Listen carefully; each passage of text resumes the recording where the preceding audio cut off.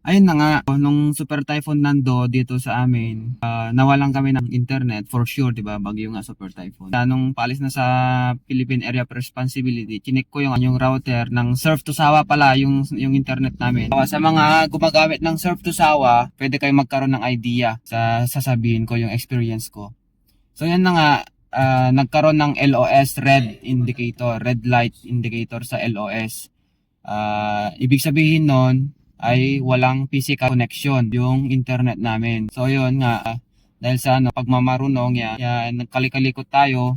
Ayan, chinek natin may gas-gas yung cable niya, yung fiber optic cable. May gas-gas doon sa tumama sa sa bubong, yung yero. Ayun, naghanap ako kasi meron naman akong mga ganyang kaalaman lang, konti lang yung kaalaman.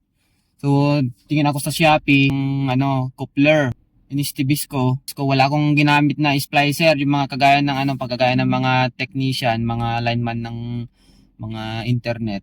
Ang gamit ko lang na yung cutter, yung knife cutter yun. Yung mga paper cutter ganyan, yung knife lang. Yung nabibili sa mga bookstore ganyan.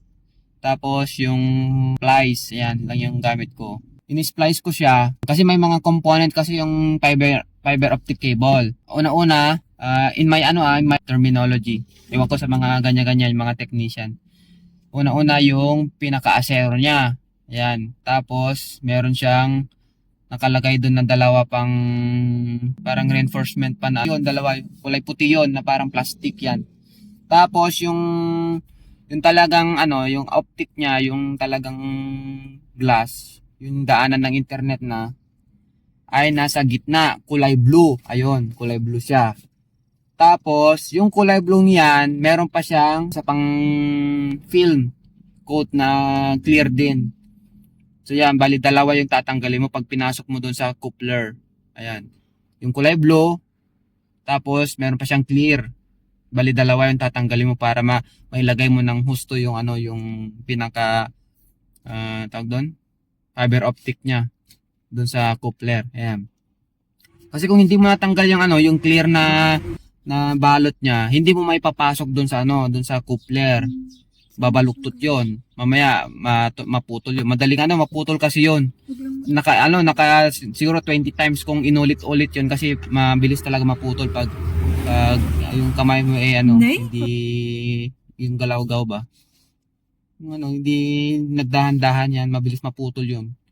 Tapos meron pa mga sukat-sukat 'yon, yung pinaka-glass niya. Tapos papasok mo. Ayan.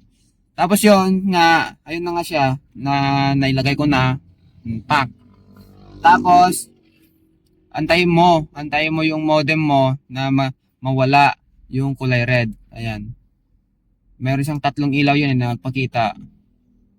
PON, tapos 2.4G, tapos ano pa yung isa, yung power niya. Ayan, bali tatlo. Apat sana yon. Ikapat yung internet, yung ilaw ng internet. Kaso, dun sa amin kasi, yun lang, nawala na yung ilaw ng red, yung yan, red LOS, nawala na siya. Kaso, hindi umilaw yung internet. Ibig sabihin, physically connected na siya. Kaso, wala nga siyang internet. Pero chinek ko dun sa, sa application ng Surf to Sawa, meron naman kaming load hanggang hindi pa siya expired. Kaya meron pa kami internet. Sana. Kaso, hindi umilaw yung internet. Kaya, ang ginawa ko, pinatay ko yung modem, tinanggal ko yung saksakan niya, hinantay ko ng mga 2 to 3 minutes, tapos sinaksak ko ulit, tapos nag-antay ako ng 20 minutes na naka-on. Hinayaan ko lang siya doon. Tapos ayun na nga, bigla na siyang nagkaroon ng ilaw yung internet. Ayun, meron na siyang internet. Okay?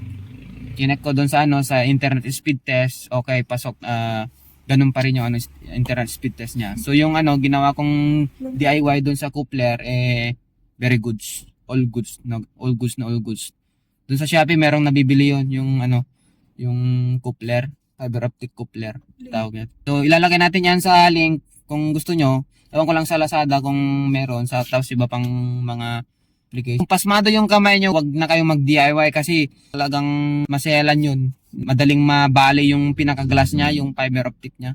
Kapag pasmado yung kamay mo, ganyan-ganyan ka, wala na, yan Isang oras kung yon, 20 times yata kung inaulit-ulit doon kasi nga, bali dalawa kasi yon. Yung papunta sa sa poste, Tapos, yung papunta na doon sa modem. Kasi nga na pinutol ko dahil nagasgas. Kaya hindi na pwede yun. Kaya puputulin mo yung nagasgas. Kasi kukupler mo. Kaya mahirap yun. Pag first time mo. First time kong gumawa ng ganun. DIY lang. Gumana naman. So, yun. Sana makatulong kung may mga bagyo dyan o kaya magka-problema. Ayan. Saka ano pa kasi mahirap tawagan yung mga yung mga technician. Ewan ko lang kung yung mga technician natin min dito o kaya may yung mga agent namin. Ang hirap kumuha ng technician ng Surf to Sawa. Hindi kagaya yung isang internet namin na PLDT. Okay naman. Yun lang. Hindi naman ako sa hindi wala akong saan. Kasi dalawa yung gamit kasi namin, hindi pwedeng isang internet lang. So sana makatulong sa mga gumagamit ng Surf to Sawa. Ayan. Yun po. Yung red LOS ng modem. Ibig sabihin nun, physically not connected kapag kulay red yung LOS. Ibig sabihin yan, may gas-gas o kaya naputol yung o kaya natanggal yung hindi connected na. Physically not connected pag kulay red yung LOS. So yan lang, sana makatulong. Tapos yung mga ay lagay na lang namin sa link yung mga pinagbilhan namin. Okay? Okay, salamat. Sana makatulong yung aking DIY sa Surf to Sawa na internet.